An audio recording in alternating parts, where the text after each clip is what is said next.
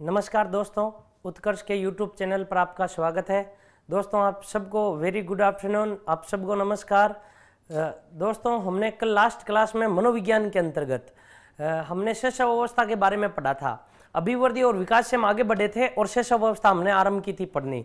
शैशव अवस्था के जितने भी अलग अलग मनोवैज्ञानिकों के विचार है वो विचार हमने पढ़ लिए थे और उसके बाद में दोस्तों हमने शैशव अवस्था के जितने भी उपनाम है उन उपनामों के बारे में भी चर्चा की थी। सामान्यतः दोस्तों जो शैशव अवस्था की विशेषताएं थी उन विशेषताओं के बारे में हमने पढ़ लिया था। दोस्तों आज हम पढ़ेंगे शैशव अवस्था में मानसिक विकास किस प्रकार से होता है। इसके अलावा शैशव अवस्था में शारीरिक विकास और जो सामाजिक विकास होता है उस किस प्रकार से होता है और किस वर्ष में यानी किस अवस्था में किस प्रकार से होता है, इसके बारे में हम चर्चा करेंगे। आप सबको प्रणाम। दोस्तों हमने कल लास्ट में शैशव अवस्था की विशेषताएं पढ़ी थी। जो वो विशेषताएं थी वो सामान्यतः शैशव अवस्था में देखने को मिलती थी, उनके बारे में पढ़ा था। दोस्तों आज हमारा जो टॉपिक है वो टॉपिक है शैशव अवस्था में जो मानसिक विकास होता है, जो शारीरिक विकास होता है वो किस प्रकार से होता है। सबसे पहले हम लेते हैं दोस्तों शारीरिक विकास। शैशव अवस्था में शारीरिक विकास देखिएगा, हमने विकास के बारे में पढ़ लिया था। विकास होता है क्या है, हम पढ़ते हैं शारीरिक विकास। यानी देखिएगा शरीर के साथ में या जिस विकास का संबंध शरीर से होता हो उस विकास को हम क्या कहते हैं, शारीरिक विकास कहते हैं। देखिएगा शारीरिक विकास की दोस्तों हम बात करें तो सबसे पहले हम लेते हैं एक बच्चा, यानी हम यूं कह सकते हैं एक बच्चे का जब जन्म होता है तब उस समय उस बालक की लंबाई कितनी होती है। शारीरिक विकास में सबसे पहले लंबाई देखिएगा, इस लंबाई में दो प्रकार की लंबाई याद रखिएगा आप। एक तो इस बालक में होती है दोस्तों जन्म के समय, यानी हम यूं कह सकते हैं कि जन्म के समय बालक की कुल लंबाई कितनी होती है। अब देखिएगा इसमें हमें यह भी पढ़ेंगे कि बालक और बालिका, यानी हम यूं कह सकते हैं यदि जन्म के समय बालक और बालिका की जो लंबाई होती है इनमें अंतर होता है या नहीं होता है। और एक हम पढ़ेंगे कि शैशव अवस्था के अंत में लंबाई कितनी होती है। जो दोस्तों जो अंत में लंबाई होगी लगभग हम यूं कह सकते हैं इसके बाद में जो नेक्स्ट अवस्था आएगी बाल्य अवस्था का आरंभ इसी लंबाई के साथ होता है। देखिएगा यदि हम लंबाई की बात करें दोस्तों तो याद रखिएगा 51 सेंटीमीटर। जन्म के समय बालक की लंबाई कितनी होती है, लगभग 51 सेंटीमीटर होती है। दोस्तों इसमें यदि बालिका है और यदि बालक है तो बालिका और बालक में हम यूं कह सकते हैं यदि मेल है या हम यूं कह सकते हैं यदि बालिका का जन्म हुआ है तब लंबाई आधा सेंटीमीटर कम होगी और यदि बालक का जन्म हुआ है तो बालिका की तुलना में दोस्तों आधा सेंटीमीटर ज्यादा होगी। अब देखिएगा कैसे, हम यूं कह सकते हैं सामान्यतः जो बालक की लंबाई होती है वो 51 सेंटीमीटर होती है और जो बालिका की लंबाई होगी वो लगभग दोस्तों 50.5 सेंटीमीटर होगी। देखिएगा जन्म के समय बालिका और बालक की लंबाई में जो अंतर होता है वो अंतर आधा सेंटीमीटर का होता है, अर्थात आधे सेंटीमीटर बालक बालिका से ज्यादा लंबे होते हैं। ये हुई है दोस्तों किसके समय, जन्म के समय। अब देखिएगा इस अवस्था के अंत में दोस्तों लगभग 108 सेंटीमीटर तक लंबाई हो जाती है। कितनी लंबाई हो जाती है, 108 सेंटीमीटर तक लंबाई हो जाती है। अर्थात हम यूं कह सकते हैं देखिएगा जब एक बालक, यानी हम यूं कह सकते हैं ये बच्चा, इस बच्चे का जन्म अभी हुआ है तो इस बच्चे की जो लंबाई होगी दोस्तों वो लंबाई कितनी होगी, लगभग 51 सेंटीमीटर होगी। लेकिन जैसे ही ये बालक शैशव अवस्था को पार करेगा और ये बालक जैसे ही बाल्य अवस्था में प्रवेश करेगा यानी अंतिम समय में जो ये लंबाई होगी दोस्तों वो लंबाई कितनी होगी, 108 सेंटीमीटर होगी। देखिएगा इसके अलावा यदि हम बात करें वजन की, देखिएगा हमने पहला जो दृष्टिकोण लिया है दोस्तों वो पहला क्या लिया, लंबाई। दूसरा लेते हैं हम वजन। यदि वजन की बात करें दोस्तों तो जन्म के समय, सबसे पहले देखो जन्म के समय, यदि हम जन्म के समय वजन की बात करें तो लगभग जो वजन होता है दोस्तों वो कितना होता है, 3 kg एवरेज, यानी सामान्यतः माना गया दोस्तों। अब कई बच्चे ऐसे भी होते हैं कि जन्म के समय लगभग 2.5 kg वजन होता है। कई ऐसे भी होते हैं दोस्तों जिनमें जन्म के समय लगभग जो वजन होता है वो कितना होता है, 3.5 kg से भी ज्यादा होता है। तो ये जो हमने वो वजन लिया है ये शिक्षा मनोविज्ञान में दोस्तों बाल विज्ञान के अंतर्गत औसतन माना जाता है। और इस वजन के बारे में कहा जाता है दोस्तों ये लगभग 6 माह में जो वजन होता है वो 2 गुना हो जाता है। कितना हो जाता है, 2 गुना हो जाता है 6 माह में। और हम यूं कह सकते हैं इस अवस्था के अंत में बालक का जो वजन होता है लगभग 16 kg हो जाता है। लगभग कितना हो जाता है, 16 केजी हो जाता है। देखिएगा लंबाई की बात करें तो जन्म के समय लगभग 51 सेंटीमीटर औसतन मानी गई है, और इसके अलावा इस अवस्था के अंत में 108 सेंटीमीटर। और यदि हम बात करें वजन की तो देखिएगा जन्म के समय लगभग 3 केजी और 6 माह में लगभग वजन दुगुना हो जाता है, और इस अवस्था के अंत में जो दोस्तों वजन होगा वो कितना होगा, लगभग 16 केजी होगा। लगभग कितना होगा, 16 केजी होगा। इसके अलावा दोस्तों हम बात करें यदि मस्तिष्क की यदि शिशु जब जन्म लेता है तब उसके मस्तिष्क का भार कितना होता है। देखिएगा इसके मस्तिष्क का भार, जो मस्तिष्क का भार होता है वो दोस्तों वो होता है लगभग 300 ग्राम। लगभग कितना ग्राम, 300 ग्राम।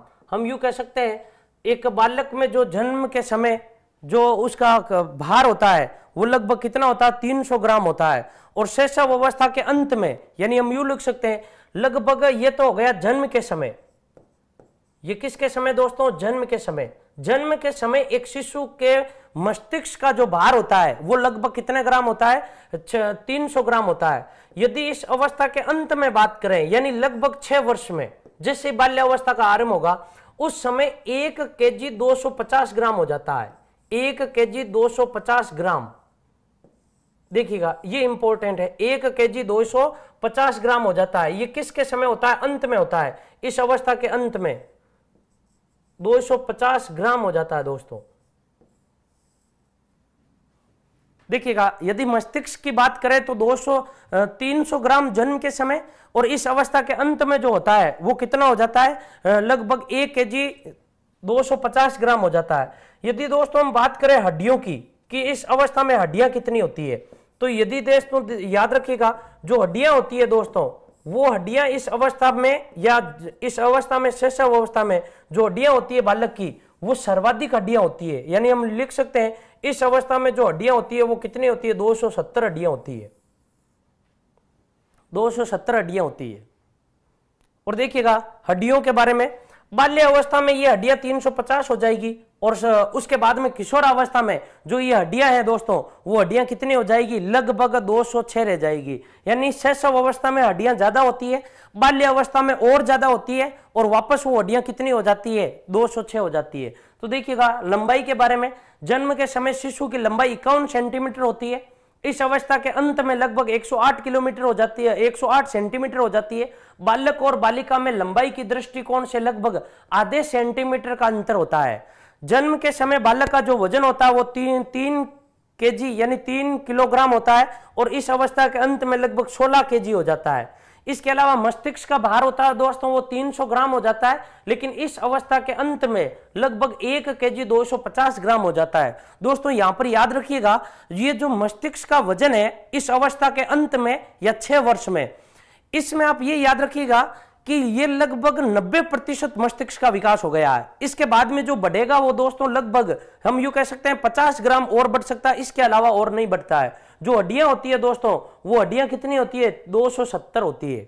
एक बार इसका स्क्रीनशॉट लीजिए, उसके बाद में हम आगे पढ़ते हैं। एक विद्यार्थी का प्रश्न आ रहा है, शैशव अवस्था के समय कौन सा संवेग पाया जाता है। शैशव अवस्था के समय देखिएगा जन्म के समय बालक में उत्तेजना संवेग पाया जाता है, लेकिन 2 वर्ष की आयु में लगभग प्रमुख जो संवेग होते हैं वो संवेग विकसित हो जाते हैं। इसके बारे में हम आगे पढ़ेंगे, जैसे हम पढ़ेंगे शैशव अवस्था में संवेगात्मक विकास, तब हम पढ़ेंगे संवेगात्मक विकास।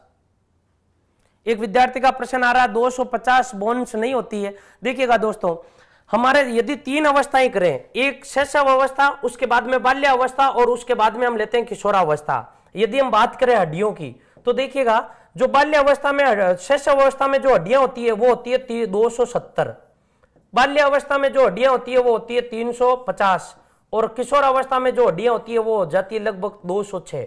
ये हड्डियों का समीकरण होता है। अब देखिएगा यहां पर प्रश्न है कि यहां पर हड्डियां यहां बढ़ी क्यों, ये इतनी हड्डियां बढ़ी क्यों।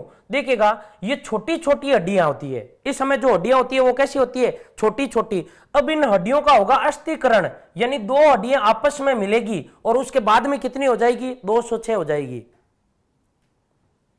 ये याद रखिएगा आप।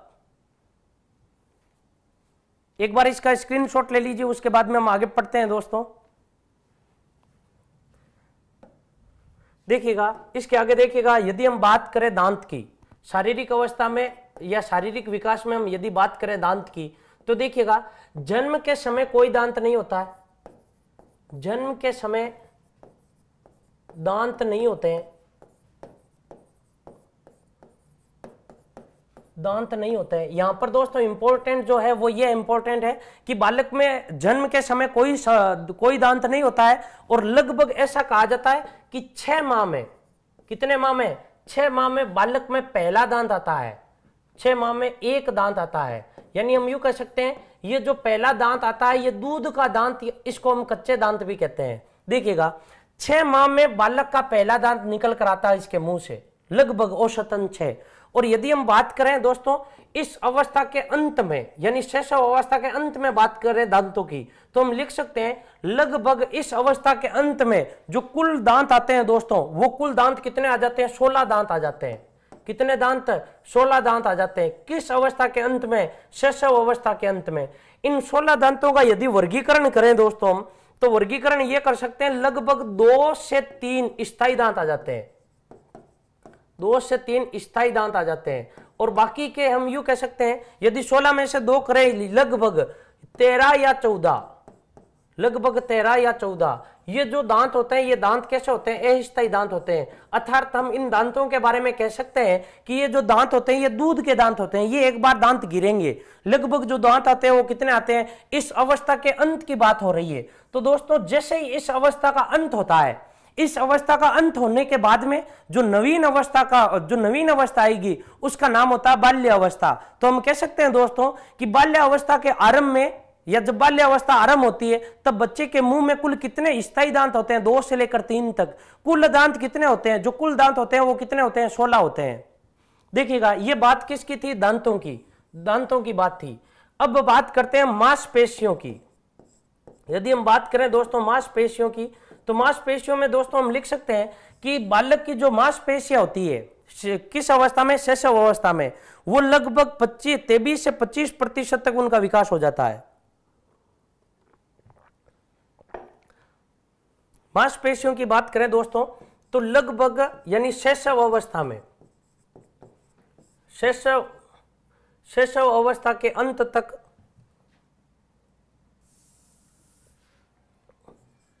मांसपेशियां,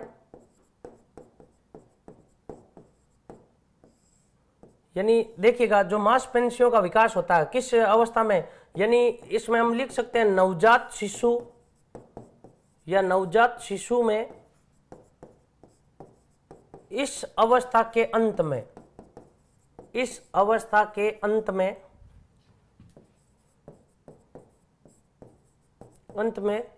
23 से 25% तक, 23 से 25% तक मांसपेशियों का विकास हो जाता है, मांसपेशियों का विकास हो जाता है।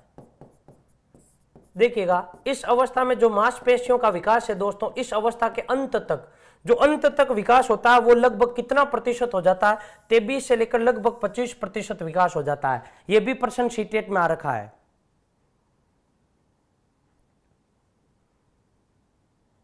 इसके अलावा दोस्तों यदि हम बात करें, देखो मांसपेशियां, दांत हो गए, मांसपेशियां हो गई। अब यदि हम बात करें हृदय की धड़कन, हृदय की धड़कन, तो देखिएगा हृदय की धड़कन या बात करें तो दोस्तों ये प्रति मिनट इसकी स्पीड क्या होती है। यदि हम प्रति मिनट दोस्तों इसकी स्पीड देखें तो हृदय की धड़कन की जो दोस्तों स्पीड होगी प्रति मिनट, वो प्रति मिनट हम यूं कह सकते हैं शैशव अवस्था में अलग रहेगी। किस अवस्था में, शैशव अवस्था में हृदय की धड़कन अलग रहेगी। इसके अलावा जो बाल्य अवस्था है, इस बाल्य अवस्था में हृदय की धड़कन अलग रहेगी। और इसके अलावा जो किशोरावस्था है, उस किशोरावस्था में हृदय की धड़कन अलग रहेगी। देखिएगा हम तीनों की एक साथ में पढ़ते हैं, हृदय की धड़कन किस प्रकार से होती है। देखिएगा शैशव अवस्था में प्रति मिनट 140 बार, प्रति मिनट 140 बार। इस अवस्था में 100 मिनट या 100 प्रति मिनट 100 बार, और इसमें लगभग हो जाती है 72 प्रति मिनट 72। ये हृदय की धड़कन है दोस्तों।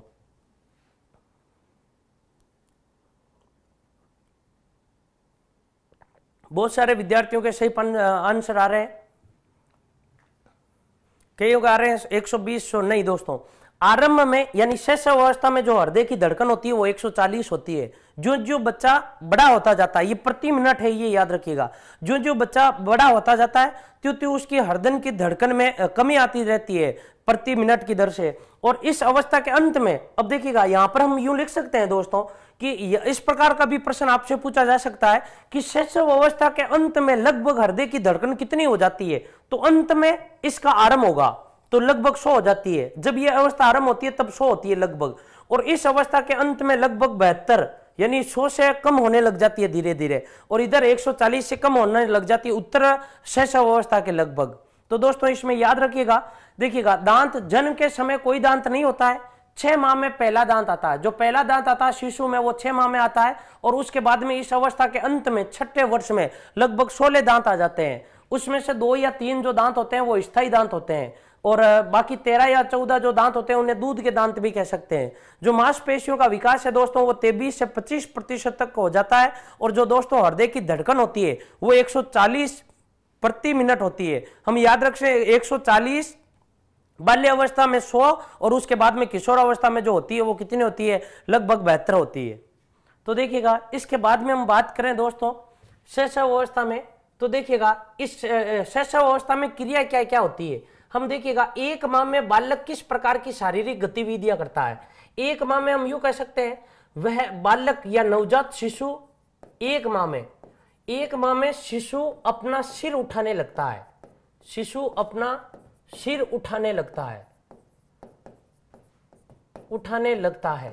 अब देखिएगा इसका अर्थ क्या है, देखिएगा केवल जब बालक 1 मंथ का हो जाता है, 1 माह का हो जाता है, तो उसका लगभग विकास अंकों पर समन्वय करना स्थापित हो ही जाता है। उसके बाद में वो अपने धड़ को ऊपर नहीं उठा सकता, वो धीरे धीरे अपने मस्तिष्क को ऊपर की ओर लाने की कोशिश करता है, और इस कार्य हेतु वो अपना हाथ पैर दोनों चलाता है। तो देखिएगा 1 माह में जो शारीरिक घटना होती है वो शारीरिक घटना ये होती है कि शिशु अपना सिर ऊपर उठाने लगता है, या शिशु अपना सिर उठाने लगता है, और अर्थात यूं भी लिख सकते हैं शिशु अपना सिर ऊपर उठाने लगता है, और ये इस प्रकार की एक शारीरिक गतिविधि हो गई।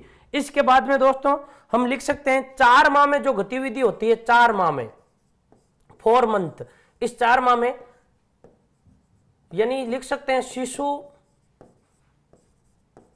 सारे के साथ बैठने लगता है, सारे के साथ बैठने लगता है। किस माह में बालक धीरे धीरे किसी सारे के साथ में बैठना सीख जाता है, तो वो कितने माह का होता है, 4 माह का। अब देखिएगा दोस्तों यदि प्रश्न इस प्रकार का आ जाए कि कितने माह में बिना सारे के बैठना सीख जाता है, तो 7 माह में। हम यूं 7 माह में लिख सकते हैं कि बिना सारे के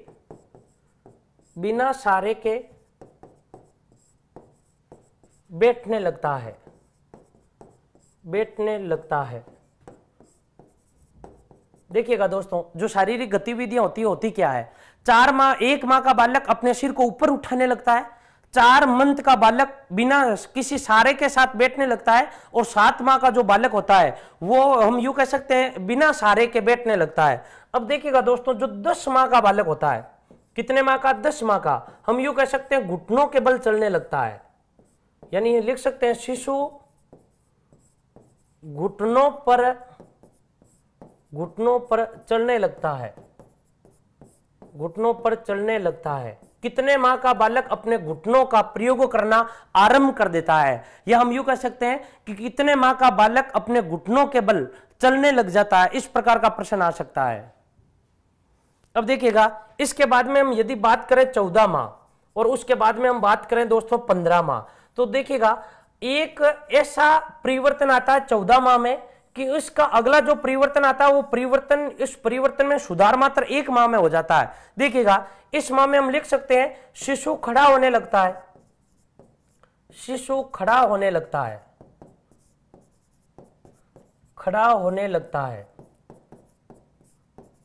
कितने माह का शिशु, 14 माह का शिशु। और हम यूं कह सकते हैं शिशु चलने लगता है, या शिशु पैरों से चलने लगता है। अब देखिएगा दोस्तों, यहां से प्रश्न पूछा जा सकता है आपसे, और इसी प्रकार के प्रश्न आते हैं आजकल अधिकांश एग्जाम में। देखिएगा, 1 माह का जो बालक होता है, इतना सा याद रखिएगा, 1 माह का बालक केवल एक कार्य ये करता है कि वो अपने सिर को उठाता है।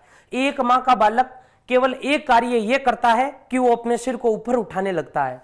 4 माह का बालक, यानी हम यूं कह सकते हैं, कितने माह का? 4 माह का बालक, वो बैठने लगेगा, लेकिन बैठेगा किसके द्वारा? सहारे के साथ में बैठने लगता है। और जो 7 माह का बालक होता है, अब इस 7 माह के बालक को हम यूं कह सकते हैं कि किसी भी प्रकार का साथ नहीं चाहिए बैठने में। 7 माह के बालक को किसी भी प्रकार का साथ नहीं चाहिए बैठने में, यानी बिना सहारे के वो बैठने लग जाता है। उसके बाद में जैसे 10 महीने का होता है, तो 10 महीने का जो बालक होता है दोस्तों, वो घुटने के बल पर चलने लगता है। यदि 7 माह में बिना सहारे के बैठने लग गया, तो इसके आने वाले 3 माह में वो घुटनों के बल पर चलने लगेगा। और जब बालक खड़ा होने लगता है 14 माह में, लगभग दोस्तों 1 वर्ष 2 माह में, और उसके 1 महीने बाद में वो अपने पैरों से चलना आरंभ कर देता है। ये इस प्रकार की जो गतिविधियां दोस्तों, ये उसके शारीरिक विकास को दर्शाती है कि बालक जिस प्रकार की शारीरिक गतिविधियां करती है, इसमें ये निम्न चरण सम्मिलित रहते हैं। एक बार दोस्तों इसका आप स्क्रीनशॉट ले लीजिए, उसके बाद में हम आगे पढ़ते हैं।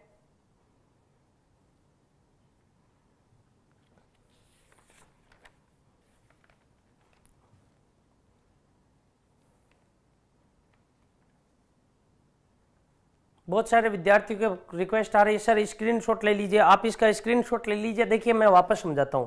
ये हमारा कंप्लीट शारीरिक विकास हो गया। देखिएगा, शारीरिक विकास की बात करें तो शारीरिक विकास में दोस्तों हम जो भी बात करेंगे, एक विद्यार्थी का प्रश्न आया है, सर हृदय तेज क्यों धड़कता है? इसका मैं बाद में जवाब दूंगा। देखिएगा, पहले शारीरिक विकास से संबंधित दोस्तों, जितना भी हम शारीरिक विकास पढ़ेंगे, चाहे कौन सी भी अवस्थाओं में पढ़ेंगे, उस विकास में हम केवल वो पढ़ेंगे कि वो शरीर से किस प्रकार की गतिविधियां करती है। इसके बारे में हम मस्तिष्क के बारे में चर्चा नहीं करेंगे। इसके बारे में हम केवल शरीर के साथ में करेंगे कि शरीर में कौन से परिवर्तन होते हैं, शरीर में किस प्रकार का विकास होता है। तो देखिएगा, सबसे पहले हमें याद करनी होगी लंबाई, कि जन्म के समय शिशु की लंबाई कितनी होती है। तो लंबाई होती है दोस्तों लगभग 51 सेंटीमीटर, और ये आराम से याद रह सकती है 51 सेंटीमीटर। अब देखिएगा, एक विद्यार्थी का प्रश्न आ रहा है, माँ को कितने माह में पहचानने लगता है? दोस्तों ये उसके मानसिक विकास को दर्शाता है, या हम यूं कह सकते हैं ये सामाजिक विकास को दर्शाने लगता है। हम अभी केवल शारीरिक विकास पढ़ रहे हैं, इसके बाद में आएंगे मानसिक विकास पर। वजन में आप याद रखना 51 सेंटीमीटर, और अंत में 108 सेंटीमीटर, और लंबाई में और वजन में 3 किलोग्राम और 16 किलोग्राम, मस्तिष्क में 300 ग्राम, और अंत में 1 केजी 250 ग्राम, और हड्डियां 270।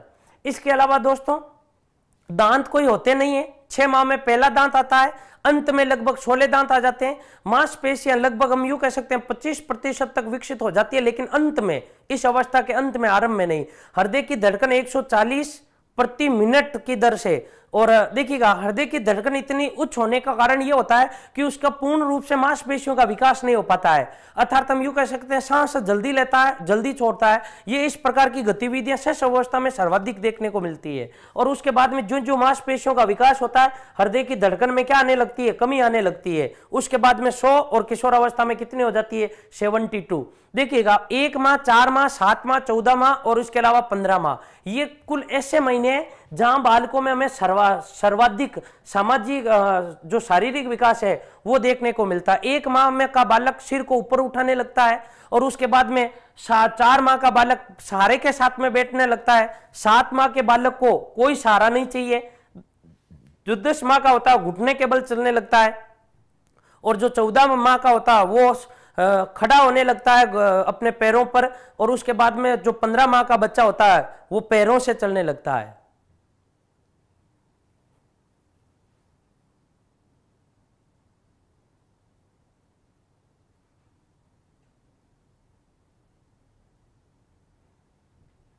अब देखिएगा दोस्तों, हम आगे पढ़ते हैं। ये शारीरिक विकास था। अब देखिएगा, हम अब पढ़ते हैं जो शेष अवस्था में दोस्तों जो मानसिक विकास होता है, उस मानसिक विकास के बारे में। देखिएगा, इसको हम मानसिक विकास भी कह सकते हैं, संज्ञानात्मक विकास भी कह सकते हैं, इसको हम ज्ञानात्मक विकास भी कह सकते हैं।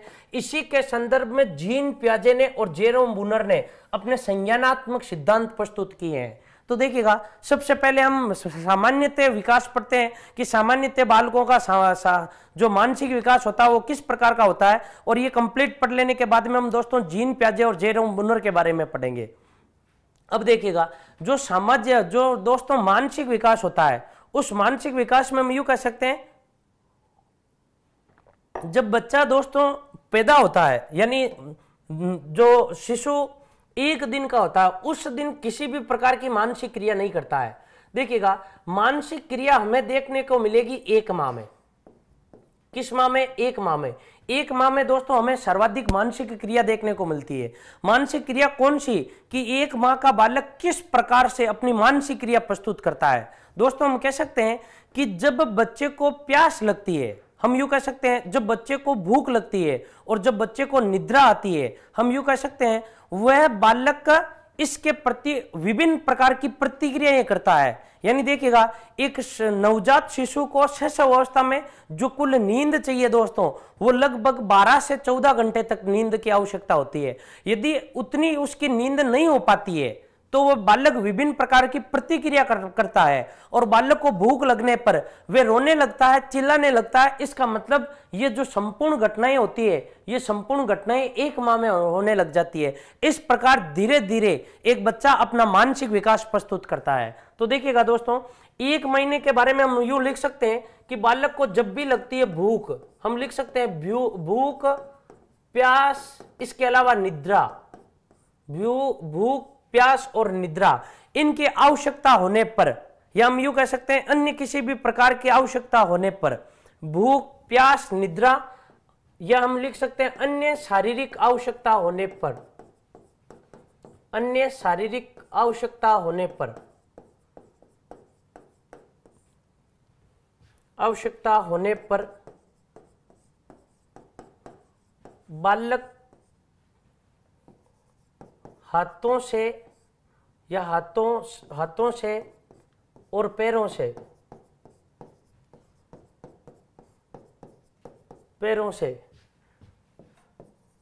क्रिया करता है और चिल्लाने या रोने और चिल्लाने लगता है, देखिएगा दोस्तों चिल्लाने लगता है। ये जो प्रमुख घटना होती है, ये प्रमुख घटना किस माह में होती है? 1 माह में होती है।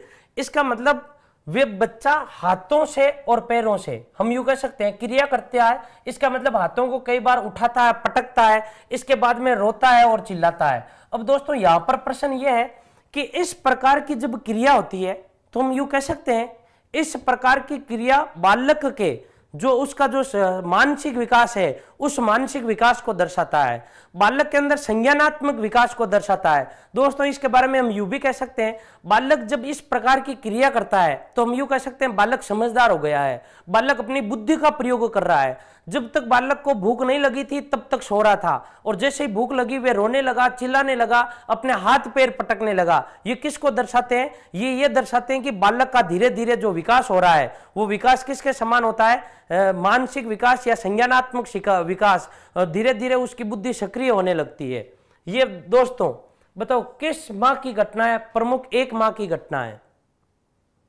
इसके अलावा दोस्तों जो हम यूं कह सकते हैं जो दूसरे माह की घटना होती है, 2 माह की घटना दूसरे माह में, देखिएगा दूसरे माह की जो प्रमुख घटना है दोस्तों, प्रमुख घटना यह होती है कि वे ध्वनि, यानी हम यूं कह सकते हैं जो शिशु होता है वो ध्वनि के प्रति प्रतिक्रिया करता है, ध्वनि के प्रति प्रतिक्रिया करता है। देखिएगा प्रतिक्रिया होती क्या है? प्रतिक्रिया करता है, क्रिया के बदले की जाने वाली क्रिया को हम क्या कहते हैं? प्रतिक्रिया करता है। बालक ध्वनि के प्रतिक्रिया करता है। इसका मतलब देखिएगा बालक को यदि कोई भी आवाज सुनाई नहीं दे रही है, इसका मतलब बालक किसी भी प्रकार का कोई आवाज नहीं करता है।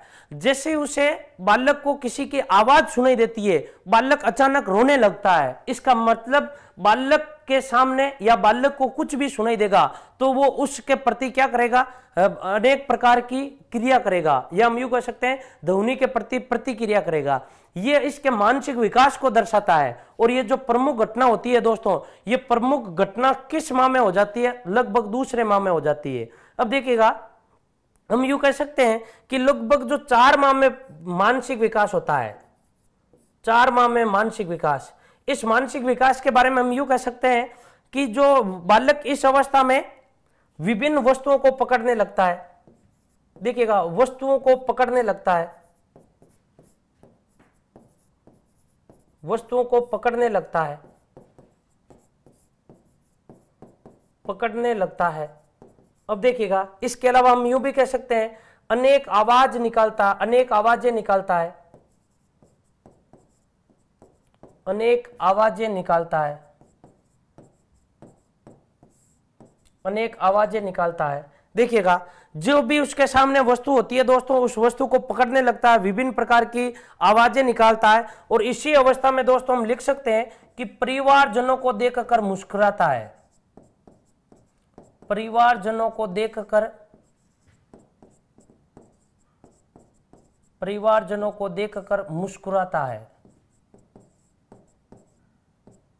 मुस्कुराता है। कितने माह का बालक? लगभग 4 माह का बालक। अब देखिएगा परिवारजनों को देखकर मुस्कुराने लगता है, इसका अर्थ यह होता है दोस्तों कि वो परिवारजनों को पहचानना उसने सीख लिया है। यदि अपने परिवार का कोई भी सदस्य होता है, उसको देखने के बाद में शिशु मुस्कुराता है, कई प्रकार की आवाजें निकालता है, लेकिन कोई शब्द नहीं बोलता है, स्पष्ट ध्वनि नहीं होती है, और जो भी उसके सामने वस्तु आएगी उसको पकड़ने लगेगा। ये जो क्रियाएं करता है बालक, ये क्रियाएं हम क्यों कह सकते हैं उसके मानसिक विकास को दर्शाती है। हाँ, कई बार यूं भी होता है बालक खिलौनों को पकड़ने लगता है। बालक के सामने यदि आप कुछ भी रख दो, जैसे बालक को आपने गोदी में ले रखा है, तो जैसे आपके बाल देखेगा उस बाल को पकड़ने लगेगा। इस प्रकार की कई प्रकार की क्रियाएं करता है। इसके अलावा हम यूं कह सकते हैं कि ध्वनि के प्रति जागृत 2 माह में, 1 माह में, ये डबल है, देखिएगा 1 माह का डबल 2 माह और 2 माह का डबल क्या हो गया? 4 माह। 1 माह में जो कार्य करता है जस्ट उसका डबल कार्य करने लग जाता है। इतने दिन शारीरिक आवश्यकता, अब वो ध्वनि के प्रति सक्रिय। अब वो जो भी वातावरणीय उसे उद्दीपक दिखाई देते हैं, चाहे वो विभिन्न वस्तुएं हो, चाहे वो परिवारजन हो, या फिर हम यूं कह सकते हैं वो खुद इनको देखकर विभिन्न प्रकार की वापस बोलने का प्रयास करता है। उसी दौरान उसके मुंह से क्या निकलती है? विभिन्न प्रकार की आवाजें निकलती है। एक बार इसका स्क्रीनशॉट लीजिए दोस्तों, उसके बाद में हम आगे पढ़ते हैं। जो ये 4 माह तक का घटनाक्रम था, हमने ये 4 माह का घटनाक्रम पढ़ा है।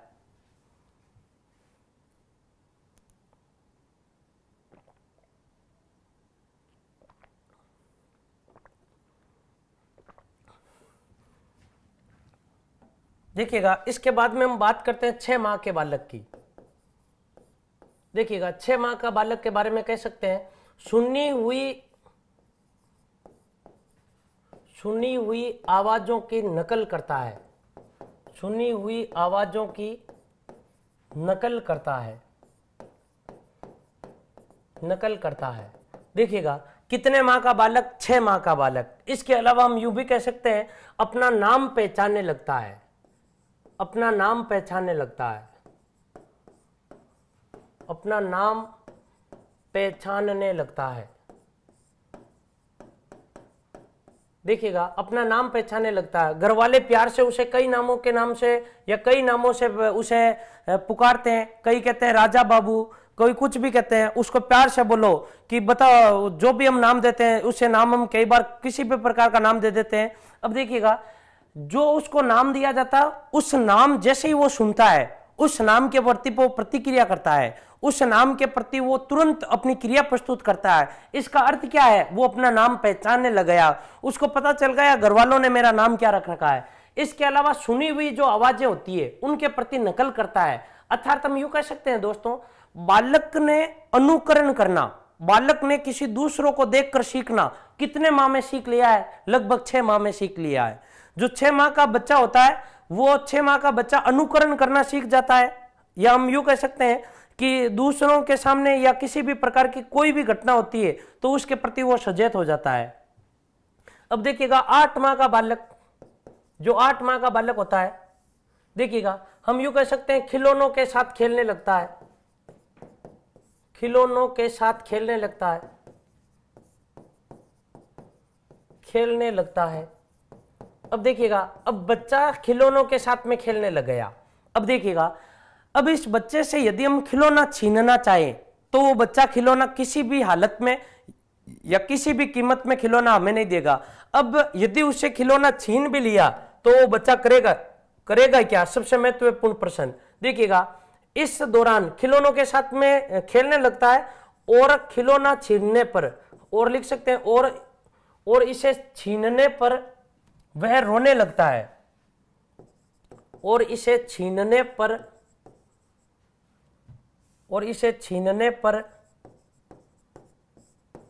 वह रोने लगता है, देखिएगा, इस खिलौनों को यदि छीन लेते हैं तो इस खिलौनों के छीनने पर वो क्या करेगा? रोने लगता है। अब देखिएगा, ये 8 माह की घटना थी, और ये जो घटना थी वो कितने माह की थी? 6 माह की घटना थी।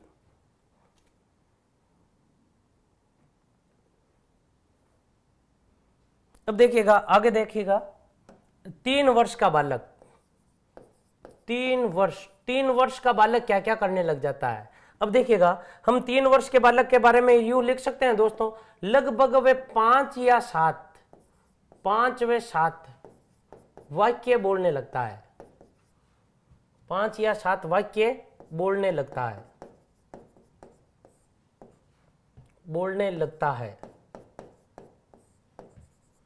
कितने वाक्य बोलने लगता है? 5 या 7 वाक्य बोलने लगता है। इसके अलावा हम यूं भी कह सकते हैं, गिनती बोलता है, या गिनती बोलना या बोलने लगता है।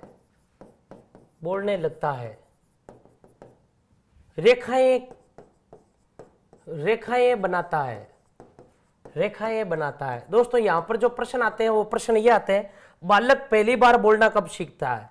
बालक प्रथम सार्थक शब्द कब बोलने लगता है? बालक लगभग एक पूरा वाक्य कब बोलने लग जाता है? तो देखिएगा, इसके बारे में यूं कह सकते हैं, जो 10 माह का बालक होता है, कितने माह का बालक? हम यूं कह सकते हैं, प्रथम शब्द यानी शब्द बोलने लग जाता है, पहली बार शब्द बोलने लगता है। कितने माह का बालक? लगभग 10 माह का बालक।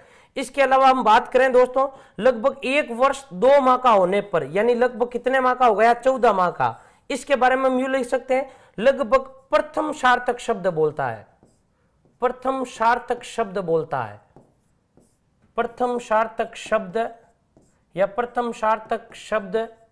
बोलता है।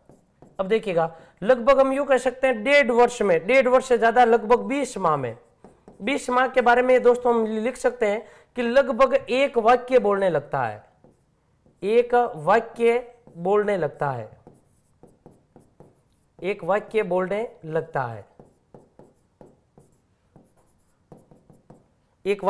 लगता है। और दोस्तों 3 वर्ष की आयु में वे लगभग 5 या 7 वाक्य बोलने लग जाता है।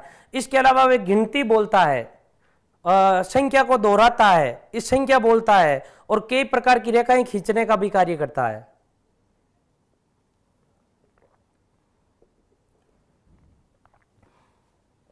अब देखिएगा, अब हम लेते हैं लगभग 4 वर्ष का बालक। जो 4 वर्ष का बालक होता है वो क्या करने लगता है? 4 वर्ष में बालक की प्रमुख गतिविधियां देखिएगा, जो 4 वर्ष होता है, इस 4 वर्ष में वो जो प्रमुख गतिविधियां होती है, इसके बारे में हम यूं कह सकते हैं दोस्तों, शैशव अवस्था की सामान्य जानकारी में हमने ये पढ़ा था, इसके अंदर जिज्ञासा प्रबल होती है। तो विभिन्न प्रकार की जिज्ञासा, यानी इस माह में जिज्ञासा और अधिक प्रबल होती है। अब दोस्तों यदि जिज्ञासा प्रबल होती है तो देखिएगा, वो नई नई वस्तुओं के बारे में जानना चाहता है। जब नई नई वस्तुओं के बारे में जानना चाहता है तो उनसे संबंधित जितने भी प्रश्न बनेंगे वो बार बार या अधिक से अधिक अपने परिवारजनों से या जो भी उसके साथ में रहता है उसे बार बार क्या पूछता है? प्रश्न पूछता है। जैसे देखिएगा, हम यूं कह सकते हैं, इस अवस्था में वो चित्र बनाने लगता है। क्या बनाने लगता है? चित्र बनाने लगता है। लगभग स्कूल में प्रवेश हो जाता है, लेकिन विधिवत रूप से प्रवेश नहीं होता है। प्ले स्कूल में लगभग प्रवेश होने लगता है, और उसी दौरान वो क्या करता है? सबसे पहले चित्र बनाने लगता है। इसके अलावा हम यूं कह सकते हैं कि वो कई प्रकार की लाइनें खींचता है, कई प्रकार की रेखाएं बनाता है, कई प्रकार की रेखाएं बनाता है। जैसे स्कूल में प्रवेश होता है वो सबसे पहले कई प्रकार की रेखाएं बनाता है, चित्र बनाने लगता है। और उसी दौरान दोस्तों जब जिज्ञासा की इच्छा प्रबल होती है तो वो कई प्रकार के प्रश्न पूछता है। कई बार, या हम यूं भी लिख सकते हैं कई बार या कई प्रकार के, या हम यूं लिख सकते हैं कई बार प्रश्न पूछता है। कई बार प्रश्न पूछता है। देखिएगा ये इसके किसको दर्शा रहा है, ये बालक के हम यूं कह सकते हैं जो मानसिक विकास होता है उस मानसिक विकास को दर्शाता है। इसके अलावा दोस्तों हम यूं भी कह सकते हैं वस्तुओं को क्रम से रखता है, यानी छोटी को पहले बड़ी को बाद में, इस प्रकार से रखता है। और इसके बाद में हम यूं भी कह सकते हैं हल्की और भारी वस्तुओं में अंतर करना सीख जाता है। हल्की व भारी वस्तुओं में अंतर करना सीख जाता है। वस्तुओं में अंतर करना, देखिएगा ये जो अंतर करना सीखता है बालक भारी और हल्की वस्तुओं में, वो लगभग 4 माह में सीख जाता है। कई विद्यार्थियों के प्रश्न आ रहे हैं इस प्रकार, इनमें किस प्रकार के क्वेश्चन आएंगे दोस्तों। मैं अभी आपसे क्वेश्चन पूछूंगा, इन्हीं में से प्रश्न इस प्रकार के आते हैं दोस्तों। जो जिज्ञासा की प्रवृत्ति होती है वो किस अवस्था में सर्वाधिक प्रबल होती है, तो वो शैशव अवस्था में सर्वाधिक प्रबल होती है। यदि ऐसे पूछ ले किस वर्ष में, या हम यूं कह सकते हैं कितने वर्ष का बालक जिज्ञासा की तीव्र प्रवृत्ति को लेकर आगे की ओर बढ़ता है, तो 4 वर्ष का बालक। अब देखो कितने वर्ष का बालक चित्र बनाने लगता है, 4 वर्ष का बालक।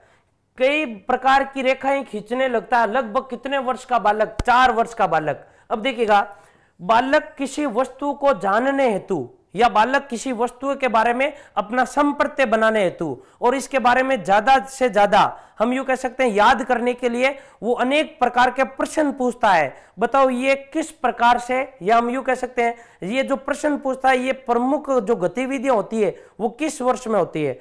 बालक वस्तुओं को क्रम से सजाने लगता है। अब देखिएगा इस वर्ष में बालक स्कूल भी लगभग जाने लगता है, प्ले स्कूल में, और उसके बाद में जो छोटी वस्तु होती है वो अपने पास में रखता है, दूर वस्तु को दूर रखता है, इस प्रकार सजाने लगता है। हल्की और भारी में अंतर करना सीख जाता है। इस अवस्था में यदि हम बालक को यूं बोले कि वो ये यहाँ पर पड़ा है उसको लेकर आ, तो वो लेकर आ जाता है। लेकिन उसको हम यूं कहे कि वो इतना बड़ा पड़ा है वहां पर उसको लेकर आओ, तो वो लाने के लिए मना कर देता है और कहता है कि ये बहुत बड़ा है। यानी बड़े और छोटे में जो अंतर होता है वो जो 4th माह का बालक होता है वो पहचानने लग जाता है।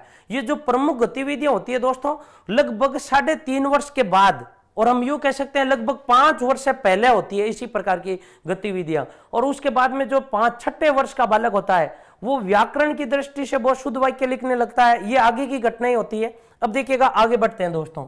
जो 5 वर्ष का बालक होता है, देखिएगा जो हम यूं कह सकते हैं लगभग 5 वर्ष या 6 वर्ष का बालक, या इस अवस्था के अंत में, देखिएगा इस वर्ष या इस अवस्था के अंत में बालक के बारे में हम यूं कह सकते हैं लगभग वे 15 से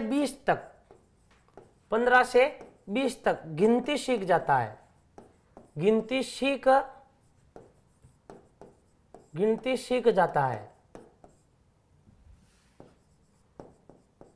सीख जाता है। कितने वर्ष का? लगभग 6 वर्ष का बालक कंप्लीट तरीके से, या हम यूं कह सकते हैं गिनती छीनने लगता है। इसके अलावा अब बालक व्याकरण की दृष्टि से, देखिएगा प्रथम सार्थक शब्द नहीं पूछा है, अब हम यूं कह सकते हैं व्याकरण की दृष्टि से शुद्ध वाक्य बोलने लगता है। शुद्ध वाक्य बोलने लगता है। शुद्ध वाक्य बोलने लगता है। अब देखिएगा ये सर्वाधिक घटना, या हम यूं कह सकते हैं ये घटना किस वर्ष में होती है? शैशव अवस्था के अंत में होती है। दोस्तों कई बार ऐसा होता है कि जो मेल और फीमेल होते हैं शैशव अवस्था के अंत में, जो बालक होता है वो भी कई बार यूं कहता है कि मैं वहां जाती हूं और या फिर वो जो लड़का होता है, लड़की होती है, वो लड़की कई बार यूं नहीं कहती है कि मैं वहां जाती हूं, कई बार लड़की बोलती है मैं वहां जाता हूं। ये इस प्रकार का जो हम यूं कह सकते हैं मेल या फीमेल, या हम यूं कह सकते हैं स्त्रीलिंग और पुल्लिंग वाले जो वाक्य होते हैं, ये सर्वाधिक जो इनमें जो अशुद्धियां होती है वो अशुद्धियां शेष अवस्था से पहले होती है। वो डिफाइन करता है कि आपके परिवार में मेल ज्यादा है या जिस जो बचपन में उसके पास में एक और या लड़का और लड़की है वो मेल है या फीमेल है, उस पर डिपेंड करता है। यदि एक छोटा बालक है 4 वर्ष का और उसके घर में मान लीजिए सारे के सारे मेल है और एक छोटा वर्ष की बालिका है 4 वर्ष की, तो वो जो भी बोलेगी वो ये बोलेगी मैं वहां जाता हूं, मैं वहां जाती हूं, कभी नहीं बोलेगा, अर्थात स्त्रीलिंग शब्दों का प्रयोग कभी नहीं करेगा। इस प्रकार की जो दोस्तों स्त्रीलिंग और पुल्लिंग वाले शब्द होते हैं, इनकी दृष्टि से जो शुद्ध व्याकरणिक ज्ञान होता है वो लगभग 6 वर्ष में प्राप्त कर लेता है।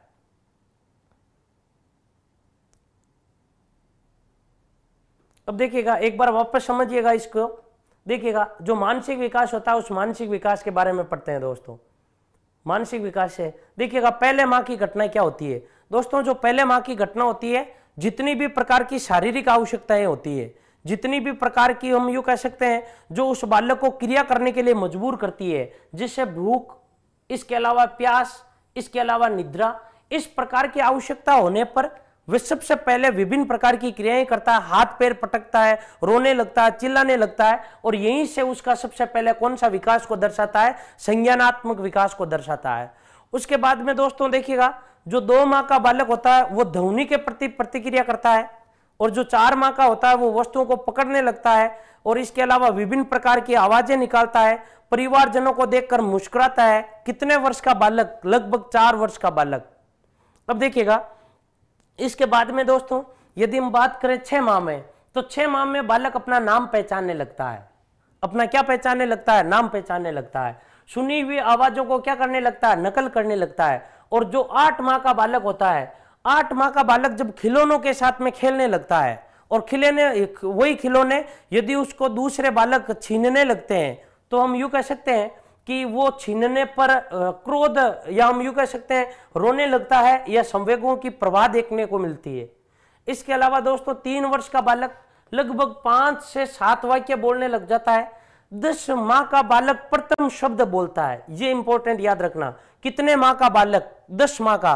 कई बार यहाँ ऑप्शन पर डिपेंड करता है। ऑप्शन यदि 10 के आसपास नहीं है, यानी यूं कह सकते हैं 1 2.5 वर्ष आया, 3 वर्ष आया, 4 वर्ष आया, यहाँ पर 11 माह गया, तब वो 11 माह, लगभग 10 वर्ष के आसपास, 9 से 11 माह तक। और जो प्रथम सार्थक हम यूं कह सकते हैं जो शब्द होते हैं वो लगभग 12-13 से लेकर 15 वर्ष तक। और जो 20 माह का बालक होता है वो प्रथम वाक्य बोलने लगता है पूरी कंप्लीटली, लेकिन ये वाक्य शुद्ध नहीं होता है। इसके अलावा दोस्तों जो 4 वर्ष का बालक होता है, इसमें जिज्ञासा की प्रबल होती है, चित्र बनाने लगता है, कई रेखाएं बनाता है, कई प्रकार के और कई बार प्रश्न पूछता है, वस्तुओं को क्रम से रखता है, हल्की और भारी वस्तुओं में अंतर करना सीख जाता है। इसके अलावा देखिएगा 6 वर्ष का, देखिएगा यहां इसका अर्थ, गिनती का अर्थ यह है कि वो गिनती लगभग सीख जाता है। गिनती क्या कर लेता है? सीख जाता है। इस गिनती का जो क्रम है, हम यूं कह सकते हैं इस गिनती को वो व्यवस्थित रूप से देखना और लिखना सीख जाता है, एकदम क्रम से, सीक्वेंस से और व्यवस्थित ढंग से। इसके अलावा दोस्तों जो व्याकरण दृष्टि से जितने भी शुद्ध वाक्य होते हैं वो इस प्रकार के शुद्ध वाक्य बोलने लगता है। तो दोस्तों ये जो शेष अवस्था थी, इस शेष अवस्था की आज हमने जो पढ़े हैं वो दोस्तों जो मानसिक विकास है उस मानसिक विकास के बारे में, और जो शारीरिक विकास है उस शारीरिक विकास में पढ़ा है।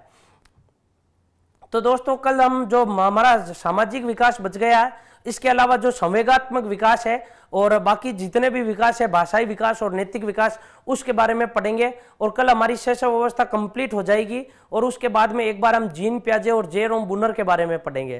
तो दोस्तों आज हम इस क्लास में इतना ही पढ़ेंगे। यदि ये वीडियो यदि आपको पसंद आया तो आप एक बार लाइक कीजिएगा। और कई विद्यार्थियों के बार बार कमेंट आ रहे हैं कि 370, 350, 200, तो याद रखिएगा शेष अवस्था में जो हड्डियां होती है वो 270 ही होती है। उसके बाद में हड्डियां अचानक बढ़ने लगती है, जैसे उसमें मांसपेशियों का विकास होता है। और कई बार ऐसा होता है एक हड्डी के 2 पार्ट हो जाते हैं, और जैसे हड्डी अस्थिकरण होने लगता है, हड्डियों का अस्थिकरण, और उसके बाद में वे हड्डियां वापस आपस में 2 हड्डियां या 3 हड्डियां ऐसे ग्रुप में जुड़ने लगती है, और किशोर अवस्था के अंत में लगभग 206 हड्डियां रह जाती है। दोस्तों इसके जितने भी क्वेश्चन करेंगे इस टॉपिक को पढ़ाने के बाद में करेंगे, और वो आपको टेलीग्राम ऐप पर उपलब्ध करवा दिया जाएगा। एक विद्यार्थी पूछ रहे हैं कि टाइमिंग का। दोस्तों आप डेली शाम को यूट्यूब चैनल पर देख लिया करो कल कौन सी क्लास की समय होगी, तो वहां पर टाइम आपको बता दिया जाएगा। कई विद्यार्थी पूछ रहे हैं सर ये सेकंड ग्रेड में टॉपिक नहीं है। दोस्तों जो बाल्यावस्था है, जो शैशवावस्था है, ये सारा का सारा जो टॉपिक है वो आपके सेकंड ग्रेड में है। पूरी की पूरी आपके, हम यूं कह सकते हैं, बाल्यावस्था, किशोरावस्था और शैशवावस्था आपके सिलेबस में है। और इससे दोस्तों जो सी-टेट का है और अभी जो यूपी में दोस्तों भर्ती आ रखी है शिक्षक भर्ती, उसका भी लगभग ये पूरा सेम है, उसमें कोई अंतर नहीं है। पूरा का पूरा यूपी में, यानी हम यूं कह सकते हैं यू-टेट का जो पेपर है वो उसका जो सिलेबस है, ये इस सिलेबस में भी विकास की ये सारी अवस्थाएं हैं। तो दोस्तों नमस्कार, आपका कोई भी क्वेश्चन हो तो आप एक बार कमेंट करके लिख दीजिएगा, मैं पता करूंगा और उसके बाद में मैं आपको वापस बताऊंगा। तो धन्यवाद दोस्तों, कल हम वापस मिलते हैं। Button to subscribe to our channel. Press the bell icon on the YouTube app and never miss another update. Download Utkarsh Classes Jodhpur app from the Play Store for more PDF materials, online classroom programs and attractive combos.